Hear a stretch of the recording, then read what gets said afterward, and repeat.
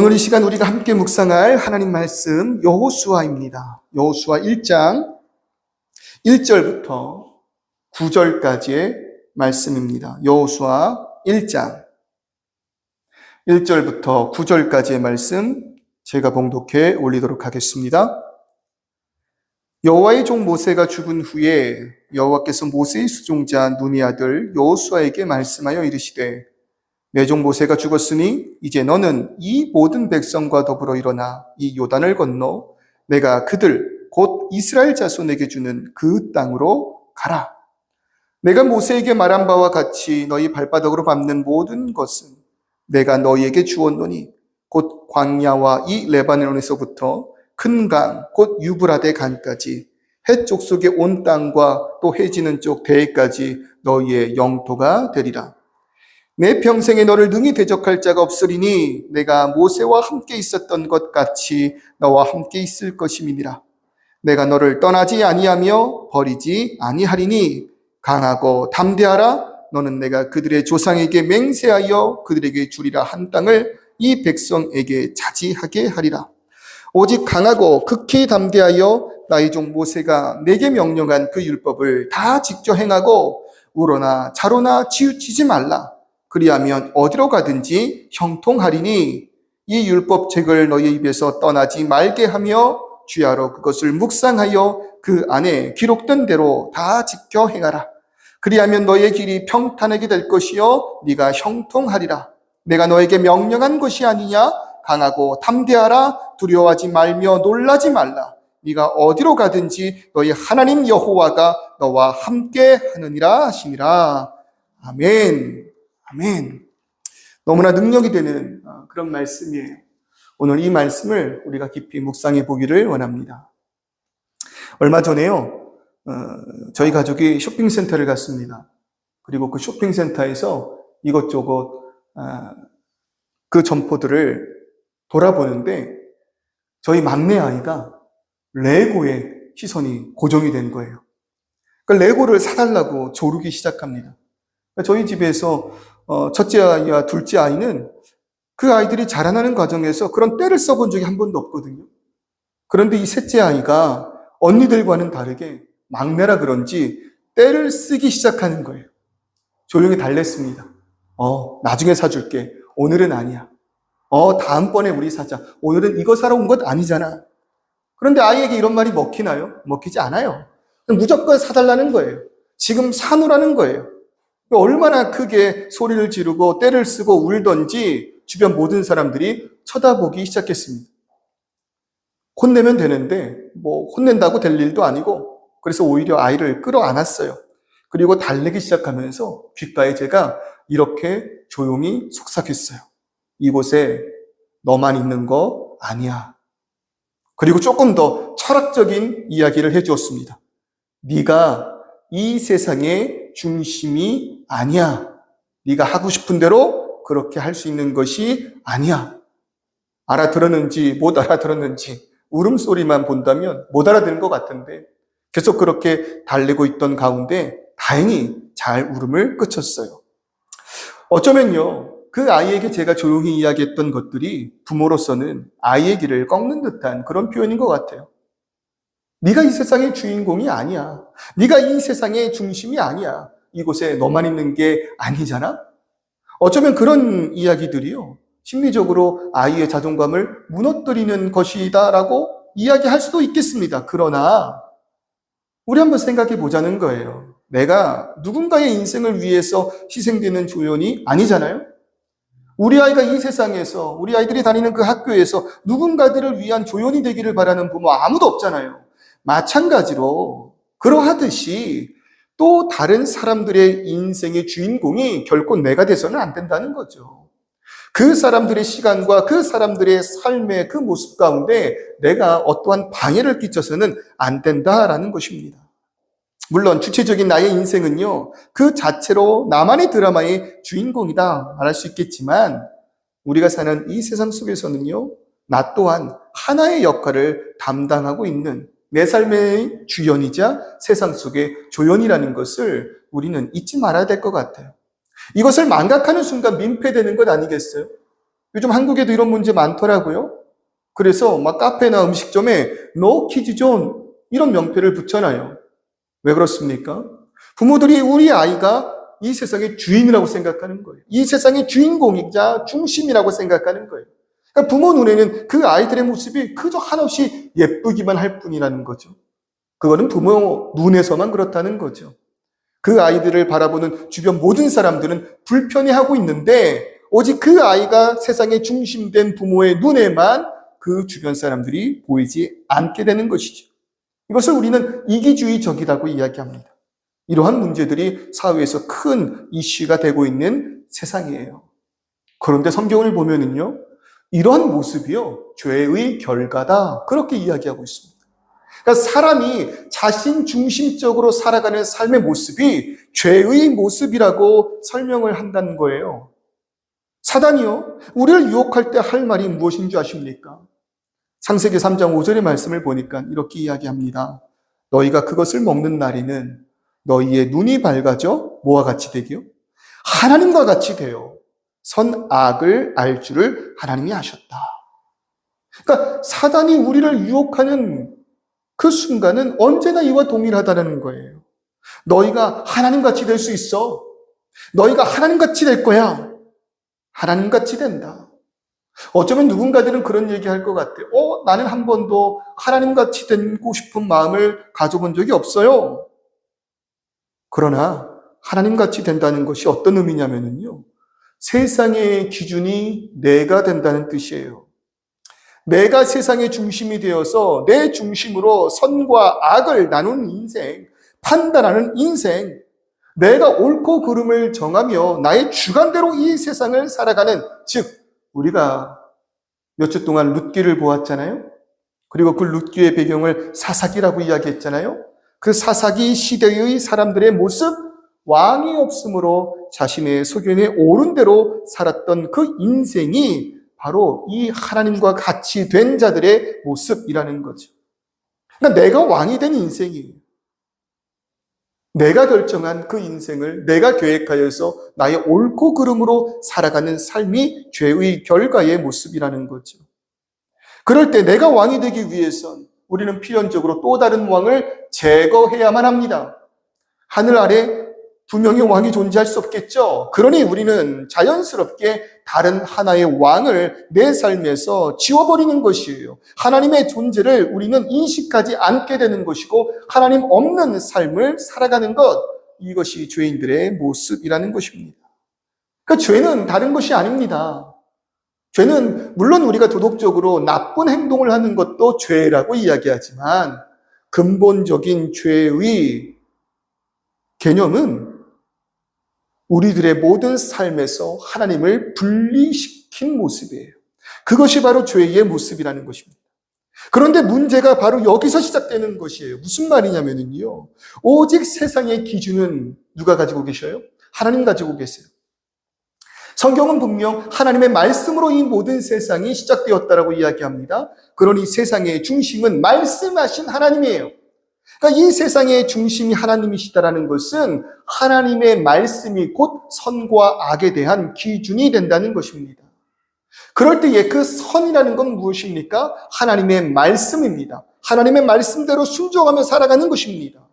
그럴 수밖에 없는 것이요, 하나님 그 본연의 자체가, 본질이 선한 분이시기 때문에 그래요.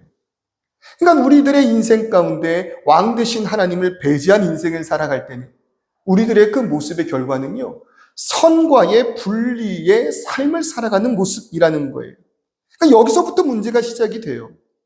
우리들의 삶에 선하신 하나님을 배제한 채 살아가니 창세기 6장 5절, 하나님을 떠난 우리들의 상태를 이렇게 표현합니다.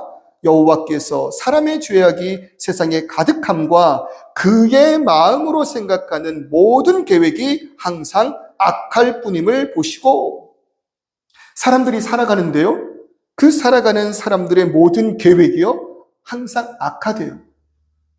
여기서 말하는 악하다라는 것은요, 막 포악하고 성질 더럽고 추악한 그런 모습만을 이야기하는 것이 아니라 사람들이 생각하는 모든 계획 가운데 선한 것이 없다는 거죠.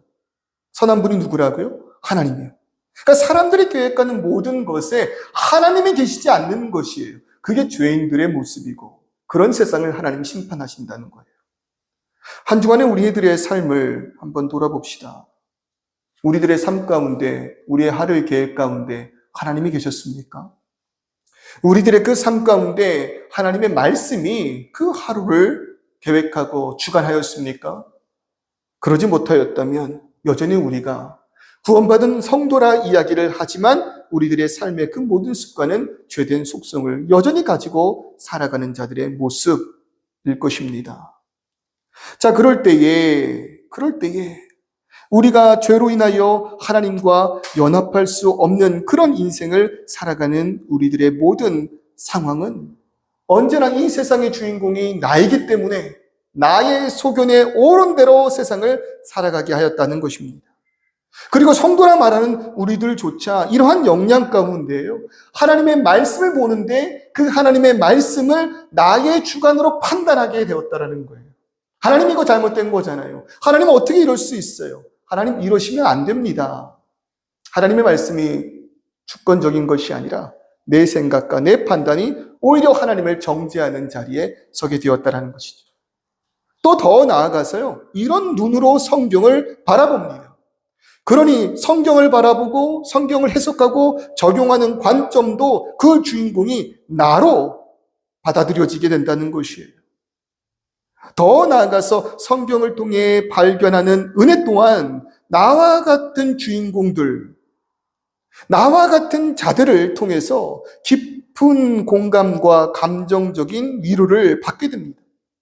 아브라함을 통해서, 이삭을 통해서, 야곱을 통해서, 요셉과 모세 등을 통해서 그들의 삶에 나를 대입시키고 그들의 상황에 나의 상황을 대입시키고 그들의 아픔을 공감하고 또 그들을 위로하시는 하나님께 감사하면서 그들을 인도하시고 지키시고 이끄신 것처럼 그들에게 복을 주어 평안을 누리게 하신 것처럼 나 또한 그러한 사람들과 같이 되게 해달라고 간절히 기도한다는 것이에요. 물론 이것이요 잘못되었다라고 말하고 싶진 않습니다.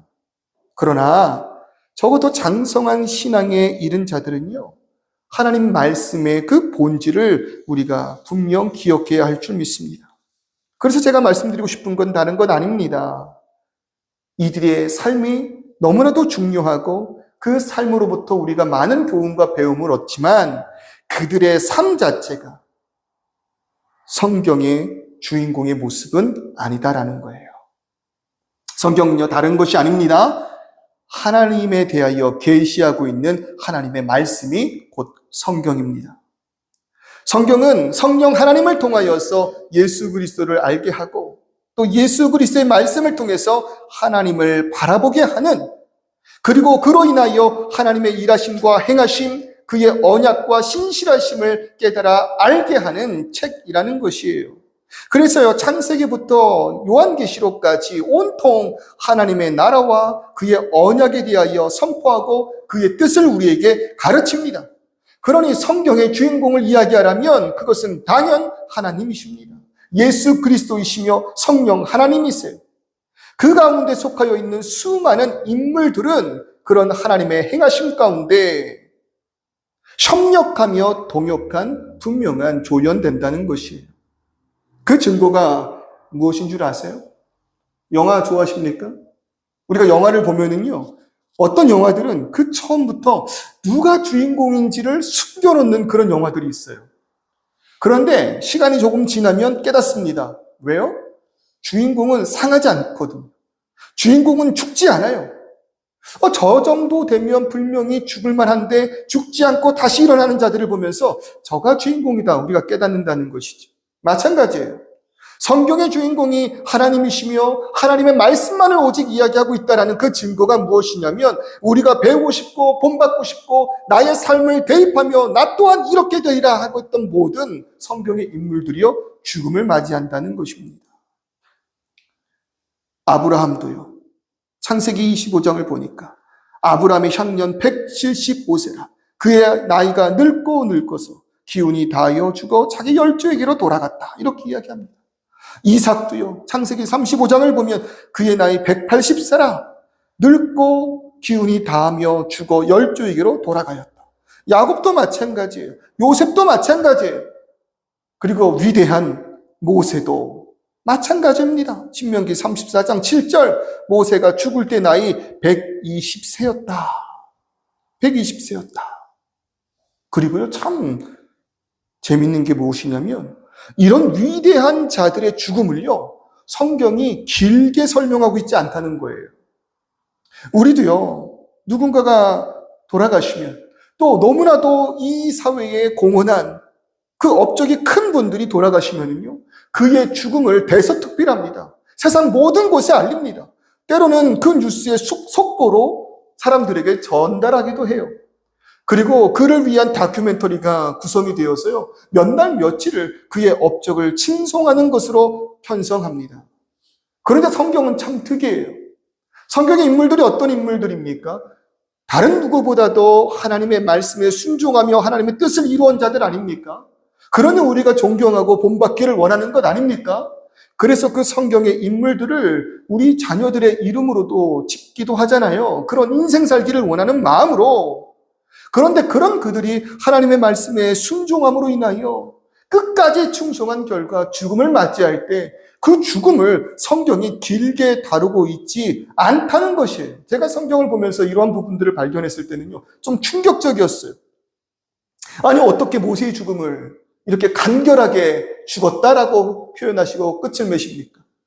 아브라함의 인생을 얼마나 길고 오랫동안 다루었는데 아브라함이 죽고 그가 장사된 것으로 그의 인생의 끝을 이야기하시며 더 이상 그에 대한 언급을 하지 않는 것입니까? 이게 좀 충격으로 다가왔고요. 심지어 서운하기까지 하더라고요. 그런데 아브라함뿐만 아니라 모든 성경의 인물들의 죽음을 그렇게 다루는 성경을 보면서요, 은혜를 받았어요. 그 가운데 용기가 생겼고 능력이 있더라고요. 우리가 성경을 읽고 묵상하면서 기억해야 할 중요한 사실은요, 성경에 등장하는 인물들을 통해서 하나님의 언약과 그의 행하심을 나타내고 있다는 것이. 그래서 우리가 지난 룻기서들을 통해서 룻기가 구원에 대하여 절대적인 능력을 우리에게 설명하며 개념을 그들의 삶을 통해서 고엘 제도를 통해서 말한다면 성도들의 삶 또한 우리들의 삶을 통해서 하나님의 역사를 나타내야 한다, 이렇게 말씀드리지 않았어요? 그러니까 우리는 성경을 보면서 등장하는 인물들을 통해서 이런 하나님의 뜻을 발견할 수 있어야 한다는 것이죠. 우리의 인생의 순간들을 통해서 우리가 반드시 기억해야 하는 것, 우리의 삶을 통하여 하나님께서 역사하시고 일하시는 그의 인도하심이라는 거예요. 그러니 우리가 이렇게 깨닫는 것입니다. 내 삶의 주인공 내가 아니구나. 나의 생각과 계획 그리고 뜻만으로 살아갈 수 있는 것이 아니구나. 그러니까 우리가 이 원리를 놓칠 때 교만해집니다. 내가 세상의 중심됩니다. 그러나 세상의 중심됨으로 인하여 내가 주인공 같아서 살아가는 삶을 살다 보면은요, 곧 삶의 곳곳에서 두려움과 불안감을 느껴요. 그리고 주저앉아 버리게 되죠. 스스로는 알아요. 내가 그렇게 믿을 만한 존재가 아니구나. 지금은 내가 젊고 힘이 있는 것 같지만 이내 늙어감을 막을 수 없는 우리들의 인생 가운데 더 이상은 내가 낄 자리가 없음으로 인하여 허탈해지는 그러한 순간들을 느껴보신 적 있으십니까? 세상의 그 어떠한 것으로도 우리를 그 죽음 앞에서 가치 있는 존재가 되게 하지 못한다는 것이에요. 그러니 우리들의 그 삶의 곳곳에서 허무함을 직면하게 되고 채워지지 않는 이러한 공허함 가운데 겨우 그날 하루를 만족하는 인생을 살며 계속해서 우리가 과거를 얘기하잖아요. 그러니 나 때는, 내가 젊었을 때에는, 내가 그때 이런 일을 할 때 얼마나 화려했는지 그런 이야기를 하는 것이 뭐예요? 지금 내가 그러하지 못하다라는 것 아닙니까? 내가 주인공이 된 인생에서 하나님의 인도하심과 뜻에 대하여 나의 목소리를 외치며 나의 옳음을 이야기할 때 우리는 결코 하나님의 행하심과 섭리를 발견하지 못한다는 것이. 왜요? 내 생각과 내 뜻에 갇혀 있으니까. 그래서 창세기 17장 17절 18절을 보면은요, 만민의 아버지가 되리라 하나님께서 아브라함에게 이렇게 말씀하시는데요. 아브라함이 뭐라고 이야기하냐면 속으로 웃으며 100세 된 사람이 어찌 자식을 낳을까? 사라는 90세니 어찌 출산하리요? 그러니 이스마엘이나 하나님 앞에서 살기를 원합니다. 이렇게 이야기한단 말이에요. 우리로 너무나 이해되는 것 아닙니까? 지금 아브라함의 나이가 몇 세라는 것이에요? 100세예요. 늙은 할아버지예요. 그런데 너무 기적적으로 그 할아버지가 자신의 첩인 하갈을 통해서 이스마엘을 출산하게 되었습니다. 그러니 이런 인생으로 나는 만족하며 살겠습니다. 더 이상 하나님께서 자녀를 주신다 그러고 민족을 이룬다 말씀하시는데 그거 불가능하잖아요, 주님. 어떤 모습이에요? 하나님의 뜻과 계획 가운데 자신의 생각의 옳음을 이야기하는 것 아닙니까? 그뿐입니까? 모세도 마찬가지입니다. 출애굽기 4장 13절을 보니까요. 하나님께서 모세를 부르셔서요. 모세로 통하여 그 백성을 구원해 내시겠다 말씀하세요. 그런데 모세는 계속 하나님 앞에 뭐라고 말씀하냐면 보낼 만한 자를 보내소서. 나는 아닙니다. 나는 못합니다. 내가 나를 판단할 때 나는 할 수 없는 존재입니다. 하나님의 뜻과 계획과 섭리 가운데, 역사 가운데 나를 이야기하고 있다는 것이에요. 그러나 무엇을 깨달아야 한다고요? 이 모든 역사의 감독이, 주인공이 내가 아니다 라는 거예요. 그럴 때 오늘 우리가 본 여호수아 본문은요, 바로 그 직전에 출애굽의 역사를 진두지휘하였던 모세의 죽음이 있습니다. 이 여호수아서 직전 그 신명기 34장에 모세의 죽음을 이야기하고 있다는 것이에요. 여러분, 모세라는 존재는요, 얼마나 위대한 자이냐면 유대인들에게는요, 자신들의 최고의 선생, 즉 그들의 표현대로 랍비를 모세로 칭합니다. 그러니까 그들에게 예수라는 존재는요, 그저 하나님의 말씀을 선포하였던 독특한 선생이었을 뿐이에요.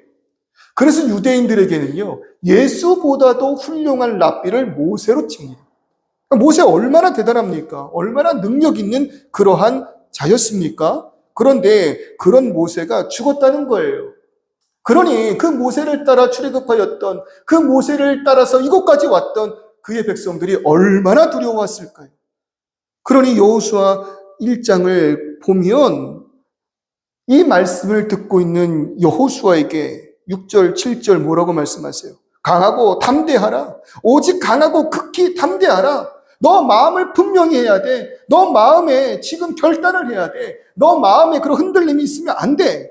이렇게 말씀하고 있는 것 아니겠어요? 이유가 뭐예요? 모세가 지금 뭐하고 있으니까? 두려워하고 있으니까. 너무나도 지금 모세가 두려워하고 있으니까. 두려워하는 그런 여호수아에게 하나님께서는 말씀하시는 거예요. 하나님께서 그런 여호수아에게 계속해서 연약하지 말라고 말씀하고 계시는 거예요. 우리는요, 이런 하나님 앞에서 나의 나약함을 이야기합니다. 그럴 수밖에 없는 것이요. 우리들의 인생을 내가 제일 잘 알고 있다고 이야기할 때 상황이나 능력이 사실 별 볼 일 없기 때문에 그래요. 하나님 조금만 더 일찍 부르시죠. 하나님 그렇게 내가 왕성히 활발하게 일할 때 그때 하나님 좀 나를 붙드시죠. 그랬다면 내가 조금 더 하나님 앞에서 더 많은 일들을 행할 수 있지 않았을까요? 아브라함을 하나님께서 부르실 때 그의 나이 75세였습니다. 아쉽죠? 20대 때 부르셨다면, 민족을 허락하겠다 말씀하셨을 때 내가 아직 혈기가 왕성하니 할 수 있을 것 같아요. 그렇게 말씀하셨을 텐데 75세 부르셨어요. 모세를 부를 때 모세는 왕자의 모습이 아니었잖아요. 도망자 신세였잖아요. 그리고 오늘 본문에서 여호수아를 부를 때에도 이 여호수아는 어떤 자였어요? 그냥 위대하였던 선생 모세의 몸종이었을 뿐이에요.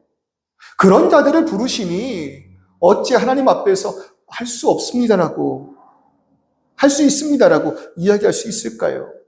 그런 그들을 하나님께서 캐스팅하셔서 그의 능력을 통하여 일을 하시겠다고 말씀하시니 얼마나 그 마음 가운데 떨림이 있었을까요? 하나님 말씀하십니다. 내가 너를 열국의 아비 되게 하리라. 하나님 말씀하십니다. 내가 너로 인하여 애굽 땅에서 백성들을 건져내시리라. 그리고 또 하나님 말씀하십니다. 강하고 담대하라. 너는 내가 그들의 조상에게 맹세하여 주리라 한 땅을 차지할 것이다. 그러니까 우리들의 상황과 상관없이 그들에게 하나님은 말씀하신다는 것이에요. 무엇을요? 그의 뜻을, 그의 계획을. 우리들의 능력을 보며 말씀하시는 것이 아니라 오직 그의 택하신 바 되었을 때 그의 뜻을 우리에게 선포하신다는 것입니다. 무슨 말이냐면요, 이 모든 역사를 주체적으로 인도하시는 그 주어가 하나님이시고 그 주어에 대하여 뜻을 이루는 목적어가 되는 자들이 우리라는 것이에요. 우리들의 그 신앙생활은 우리들의 그 삶의 계획 가운데 하나님이 서포트하여 주심으로 내 생각과 계획과 뜻을 이뤄내는 것이 아니라 그의 뜻과 이루심에 우리를 불러 동역하게 하시는 것이 우리들의 삶의 모습이라는 것입니다. 그가 우리의 일에 능력을 더하심으로 우리가 잘 되는 것이 아니라 우리의 순종으로 그의 행하심의 뜻을 이루어 가는 것입니다. 그러니 우리의 나아갈 길을 위하여 우리에게 사명을 주는 것이 아니요, 그의 나라와 뜻을 위하여 우리에게 사명을 허락하시는 것이지요. 우리의 삶의 주인공 내가 아니라 이 세상의 주관자 되시며 우리를 통하여 자신의 뜻을 이루시는 하나님께서 삶의 주인공이 되십니다라고 우리가 고백하게 될 때, 우리는요, 우리의 능력을 뛰어넘는, 우리의 생각을 뛰어넘는, 심지어 우리의 죽음까지도 불사하는 그러한 참된 영광의 능력 안으로 들어갈 수 있게 된다는 것입니다. 말씀을 보세요. 모세가 죽었어요. 그러나 성경은 모세의 이야기를 길게 다루고 있지 않아요. 왜요? 모세가 주인공이 아니었기 때문입니다. 신명기 34장의 그 말씀 보세요. 모세가 눈의 아들 34장 7절의 말씀을 보세요. 모세가 죽을 때 나이 120세였으나 그의 눈이 흐리지 아니하였고 기력이 쇠하지 아니하였더라. 이스라엘 자손이 모압 평지에서 모세를 위하여 애곡하는 기간이 끝나도록 모세를 위하여 30일을 애곡하니라. 그리고 말씀이 끝나버려요. 그리고 더 이상 그 모세의 그 죽음에 대하여 업적을 이야기하거나 그가 얼마나 충성스러운 자였는지를 이야기하거나 그러하고 있지 않다는 거예요. 왜냐하면 모세가 주인공이 아니었다라는 증거. 하나님의 그 말씀과 하나님의 역사와 하나님의 그 사역 앞에서 모세라는 그 존재가 우리에게 어떠한 주인공의 역할을 하고 있지 않았다라는 거예요. 그 가운데 가장 중요한 것이 무엇입니까? 하나님의 언약과 하나님의 뜻이 여전히 모세가 죽었음에도 불구하고 유효하다는 것, 바로 그곳에 있다라는 것이죠. 우리가 이러한 것들을 붙잡고 살면은요, 우리가 모세의 능력을 붙잡고 살게 된다면은요, 모세의 죽음 앞에 우리는 절망하게 될 거예요. 우리가 세상의 삶 가운데 주인공이 되는 것, 그것을 붙들고 산다면은요, 그것들이 죽어가는 그 순간 우리는 절망하게 될 것이에요. 우리 눈앞에 모든 것, 풀은 마르고 꽃은 시들게 될 것입니다. 그러나 우리가 고백하게 되죠. 주의 말씀은 뭐라고요? 영원할 것이라고요. 두려워하고 있는 여호수아에게 하나님 말씀하십니다. 강하고 담대하라. 하나님께서 여호수아에게 하는 말씀은 이것 하나예요. 주님, 모세가 없잖아요. 모세가 없이 난 할 수 없습니다. 나는 연약합니다. 나는 그의 몸종이었을 뿐입니다. 그러나 더 이상 모세를 언급하지 않으세요. 하나님께서 여호수아에게 말하는 것은 바로 이것입니다. 여호수아 1장 3절. 내가 모세에게 말한 바와 같이 너의 발바닥으로 밟는 곳은 모두 내가 너에게 주었노니 5절입니다. 내가 모세와 함께 있었던 것 같이 너와 함께 있을 것입니다. 너는 내가 그들의 조상에게 맹세하여 그들에게 주리라 한 이 땅을 백성들로 하여금 차지하게 하라. 그러니까 지금 말씀하고 있는 이 모든 하나님의 언약은요, 이미 창세 전부터 예비된 일이라는 것이에요. 그래서 그의 조상 아브라함과 맺은 언약이 이제 이루어지겠다라고 이야기를 하는 것뿐이라는 거죠. 그러니 여호수아에게 말하는 것이에요. 모세가 죽어서 할 수 없다고 이야기하지 마. 모세에게 약속하였던 그 언약이 모세가 죽었음에도 불구하고 너희에게는 유효해. 모세는 죽었지만 모세와 함께하였던, 모세가 모세 될 수 있었던 그 참된 능력인 내가 오늘도 너와 함께 있으니 너는 오직 강하고 극히 담대하라. 오직 강하고 극히 담대하라. 풀은 마르고 꽃은 시드나 이 세상에 우리가 붙잡고 살 수 있는 것 아무것도 없으나 주의 말씀은 영원하다. 우리를 낭망하게 하고 괴롭게 하는 세상은 시들 것이지만 하나님의 나라는 영원할 것이다. 이렇게 말을 하고 있습니다. 나이를 먹어가는 나, 곧 죽음을 맞이하겠죠. 어떠한 발버둥이 우리 가운데 있다 한들라도 조금은 시간의 차이가 있을 뿐 우리 모두가 죽음을 맞이하겠죠. 그래서 그 죽음 앞에서 우리가 나의 삶을 아무리 의미 있는 삶으로 만들기 위하여 노력할지라도 죽음으로 우리가 사라지는 것은 분명하다는 것이에요. 그러나 사라지지 않는 것이 있습니다. 내 안에 있는 하나님의 그 말씀이, 나에게 약속하신 하나님의 그 언약이, 나를 통하여 이루시고자 했던 하나님의 나라는 내가 죽는다 할지라도 그 자리에서 끝나는 것이 아니라 그의 뜻대로 이루어진다는 것이에요. 그러니 강하고 담대하라 말하고 있는 것 아닙니까? 포기하지 말라고 이야기하는 것 아닙니까? 나를 통해서 이루신 그 사역, 비록 나는 죽었지만 하나님 이어가신다 약속하고 계신 것 아닙니까?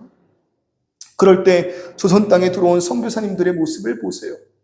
우리는 이름도 기억하지 못해요. 그리고 그분들의 사역이 그렇게 대단한 사역도 아니었어요. 어떤 선교사님은 그 조선으로 향하는 배에서 죽음을 맞이하였어요. 아무것도 한 일이 없어요. 배에서 죽음을 맞이하였어요. 그러면 사회적으로 그분의 업적을 우리는 뭐라고 평가할 수 있겠습니까? 평가절하하자면 의미 없는 죽음, 한마디로 개죽음이라고까지도 이야기할 수 있겠어요. 어떤 분들은 겨우 조선의 땅에 도착하였지만 땅을 밟지도 못하고 그 바다에서 배가 폭격당함으로 인하여 수장되신 분들도 있어요. 갯벌에 내려와서 비록 성경은 던졌지만 땅을 밟지 못하고 갯벌에서 목이 잘려 죽으신 선교사님들도 있단 말이에요. 그분들의 죽음이 과연 어떤 의미가 있냐 이것입니다. 그러나 그분들은 돌아가셨지만 그분들을 통하여 계속해서 그 사역을 이루어 나가신 하나님은 영원하시기에, 그 언약은 신실하시기에 약속하신 그 말씀대로 조선 땅에 복음이 들어가 오늘 이 시간 우리가 하나님 앞에 예배하고 있는 것 아닙니까? 우리가 도대체 이 세상 가운데에서 무엇을 붙들고 살아가겠습니까? 아무리 위대한 업적이라도 그 죽음을 한 줄 이상으로 표현할 수 없는 그러한 인생, 그러한 모습들이라면 도대체 우리가 무엇을 붙들고 살아갈 수 있냐 이것이에요. 무엇이 우리들의 삶의 분명한 기준이 되고 참된 능력이 될 수 있겠냐 이것이죠. 그럴 때 하나님의 언약은 사라지지 않는 줄을 믿으시기를 주님의 이름으로 축원합니다. 결단코 그의 말씀은 변하지 않습니다. 우리가 그를 떠났을 때에도 그는 신실하신 분이기 때문에, 변치 않는 분이시기 때문에 결국 우리를 돌이켜 그분의 길로 인도하신 것 아닙니까? 그리고 그가 우리를 동역자로 부르시고 그의 백성 되게 하시고 나의 삶을 통해서 그의 의를 나타나게 하고 있지 않으십니까? 그러나 우리가 해야 할 일 다른 것 아닙니다. 모세의 죽음, 그 죽음이 하나님의 언약을 막지 못한다라는 것을 깨닫는 것입니다. 모세는 죽었지만 모세와 함께하였던 하나님께서 오늘도 나와 함께 하신다라는 것을 깨달음으로 인하여 그저 나 또한 나를 통하여 하나님의 그 언약의 한 걸음이 이루어지기를 소망하는 것입니다. 그러니 우리들의 그 삶의 나약함을 겁먹지 마시기를 주님의 이름으로 축원합니다. 나는 이제 나이가 많잖아. 나는 이제 은퇴했잖아. 그러니까 더 이상 할 일이 없어. 그렇지 않아요. 그렇지 않아요. 우리의 육신은 비록 늙어 힘이 없지만 그 한 걸음 한 걸음 전진하는 그 모습을 주님께서는 이어가신다는 거예요. 난 여자라서요. 나는 장애라서요. 나는 큰 교회를 담임하고 있지 못하기 때문에 할 수 있는 일이 없어요. 그러나 그 능력으로 되는 것이 아니라 나를 통하여 이루시는 그 한 걸음의 위대함을 깨닫는 자들은 무언가 큰 것을 나의 세대에 이루려 하는 것이 아닌 그저 말씀에 순종하는 것이 참된 은혜요 능력임을 깨달아 알게 한다는 것이에요. 그러니 고린도후서 12장 9절 이렇게 말씀하잖아요. 나에게 이르시기를 내 은혜가 너에게 족하도다. 이는 내 능력이 약한 데서 온전하여 짐이니라. 그러므로 도리어 크게 기뻐함으로 나의 여러 약한 것들에 대하여 자랑하리니 이는 그리스도의 능력이 내게 머물게 하여 함이니라. 우리는 약합니다. 그러나 나의 연약함으로 인하여 하나님의 역사가 무너지는 것이 아니라 오히려 내가 연약함을 인지함으로 인해 나는 그저 순종할 뿐입니다라고 고백할 때 그 순종을 통하여 비록 내가 쓰러져 지치고 심지어 죽는다 할지라도 하나님의 언약을 이루어 내게 하실 줄을 믿습니다. 그가 우리의 인생의 주어 되시기를 주님의 이름으로 축원합니다. 그리고 그가 우리를 인도하심을 믿고 여호수아에게 하신 그 말씀 강하고 담대하라 두려워하지 말며 놀라지 말라. 네가 어디로 가든지 너의 하나님 여호와가 너와 함께 하심이라. 우리는 그 말씀을 기억해야 할 줄 믿습니다. 하나님 어떤 분이세요? 하나님 신실하신 분이십니다. 우리는 우리의 연약함과 또 반대로 우리의 능력을 가지고 그 일을 할 수 있다 없다 이야기하지만 아니에요. 성도는 그것으로 살아가는 것이 아니에요. 그것으로 일을 행하는 자들이 아니에요. 하나님께서 그렇게 하시겠다 말씀하셨다면 나의 연약함과 상관없이 그렇게 이루실 줄을 믿고 나는 연약함으로 한 걸음만 갈 수 있습니다. 그러면 한 걸음만 가면 되는 것이에요. 끝끝내 그것을 이루실 분은 하나님이십니다. 그 하나님이 나를 떠나지도 나를 버리지도 아니하시고 그것이 약속이 되어 언약이 되어 주님 오시는 그날까지 우리를 붙들어 주실 줄 믿습니다. 우리 시간 다 같이 한번 이 찬양의 고백을 해볼까요? 이 찬양의 고백을 하면서 하나님의 언약을 다시 한번 붙들며 나아갔으면 좋겠어요.